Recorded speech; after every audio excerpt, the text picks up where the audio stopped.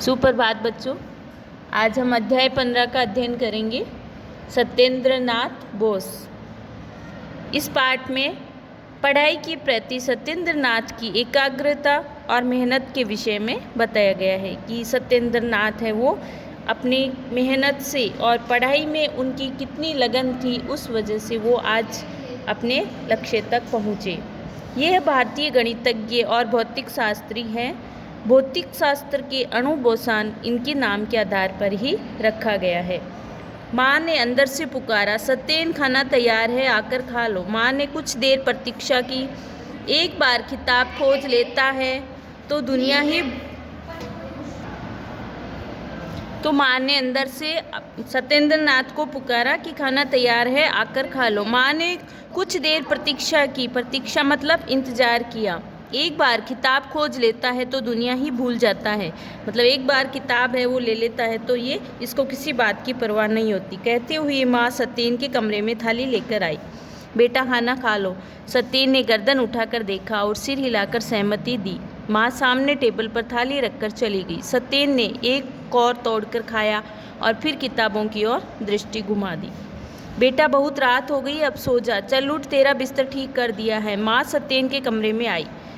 खाने की थाली वैसी ही भरी देख माँ ने माथा ठोका। इस लड़के का मैं क्या करूं? पढ़ाई के आगे तो उसे कुछ सूझता ही नहीं।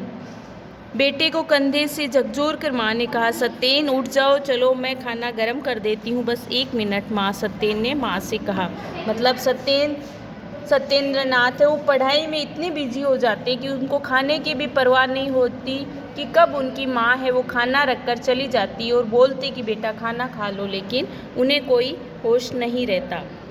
माँ ने सामने से किताब उठा ली और कहा, बहुत हो गया, अब और नहीं, चलो उठो। सत्येन अंगड़ाई लेते हुए उठ गया। यही सत्येन है जिन्हें हम सत्येंद्र नाथ बोस के नाम से जानते हैं। इनके पिता Surendra Nath Bose east India railway के इंजीनियरिंग विभाग में काम करते थे। 7 भाई बहनों में सबसे बड़े सत्येंद्र का जन्म 1 जनवरी 1894 को कोलकाता में हुआ। ये बचपन से ही बुद्धि के धनी थे, यानी बहुत बुद्धिमान थे। गणित के सवाल हल करना उन्हें विशेष रूप से अच्छा लगता था। बड़े बड़े प्रश्न भी ज़बानी हल कर देते थे। कलकत्ता के हिंदू कॉलेज से शिक्षा पूर्ण कर इन्होंने प्रेसिडेंसी कॉलेज में दाखिला लिया। दोनों ही विद्यालयों में उन्होंने अधिकतम अंक प्राप्त किए।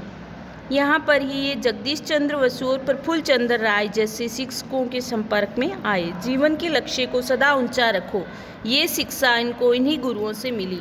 मतलब लक्ष्य हो हमेशा ऊंचा होना चाहिए। 1916 से 1921 तक ये कोलकाता विश्वविद्यालय में भौतिक विज्ञान के प्राध्यापक रहे। इसके बाद 1621 में नए बने ढाका विश्वविद्यालय, मतलब अब जो बांग्लादेश में है, उसमें ये प्राध्यापक के पद पर चले गए। 1924 में 2 वर्ष के लिए डॉक्टर बोस यूरोप गए, जहां उन्होंने मैडम क्यूरी और अल्बर्ट आइंस्टाइन के साथ काम किया। 1926 में ये फिर ढाका लौट आए। अभी भौतिकी विभाग के अध्यक्ष बनाए गए, जहां उन्होंने 1945 तक कार्य किया। भौतिकी के विविध विषयों पर सत्येंद्र नाथ के लिखे हुए 24 पेपर छपे। नाभिकीय भौतिकी में बोस ने महत्वपूर्ण खोजें की। सांख्यिकी में प्रयुक्त कणों के बोसोन नामक उनके नाम के आधार पर ही दिया गया है। विज्ञान की पुस्तकों का बांग्ला में अनुवाद करके उन्होंने उस ज्ञान को जन जन के लिए सुलभ बनाया। भारत के युवा वैज्ञानिकों को आगे बढ़ाने में बोस ने महत्वपूर्ण भूमिका अदा की है। 1954 में रॉयल सोसाइटी ऑफ लंदन ने इन्हें अपना फेलो बनाया। भारत सरकार ने भी सत्येंद्र नाथ को पद्म विभूषण से सम्मानित किया। खाना पीना और सोना तक भूलकर पढ़ने की लगन वाले पुत्र की सफलता और प्रसिद्धि पर उनकी माँ कितनी प्रसन्न हुई होगी। 4 फरवरी 1974 को वे संसार से विदा हो गए, किंतु विज्ञान के क्षेत्र में दिए अपने अमूल्य योगदान के रूप में वे आज भी अमर है। तो ये सत्येंद्र नाथ बोस के जीवन से हमें क्या शिक्षा मिलती है कि हमें मेहनत और लगन कभी नहीं छोड़नी चाहिए। तो ये वापस पाठ आप पढ़ना और याद करना। धन्यवाद।